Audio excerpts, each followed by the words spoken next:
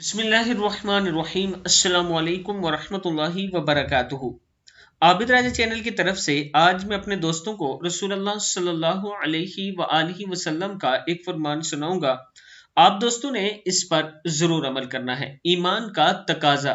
रसूलुल्लाह सल्लल्लाहु अलैहि वआलिहि वसल्लम ने इरशाद फरमाया कि जो शख्स अल्लाह पर और आखिरत पर ईमान रखता हो वो अपने पड़ोसियों को तकलीफ ना दे।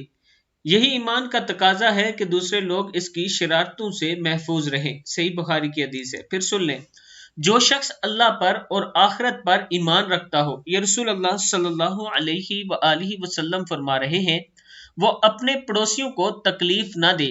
यही ईमान का तकाजा है कि दूसरे लोग इसकी शरारतों से महफूज रहें। मैं अपने दोस्तों से गुजारिश करूंगा कि अपने पड़ोसियों का ख्याल रखा करें। जिस चीज से उन्हें तकलीफ होती है उससे बचा करें आप, ताकि आपकी वजह से उन्हें तकलीफ ना हो। इस वीडियो को आप दोस्तों ने आगे जरूर शेयर करना है। और जो दोस्त ऑनलाइन कुरान पाक पढ़ना चाहते हैं, ये मेरा व्हाट्सएप नंबर है, आप इस पर मुझसे राब्ता कर सकते हैं। अस्सलामु अलैकुम वरहमतुल्लाहि वबरकातुहू।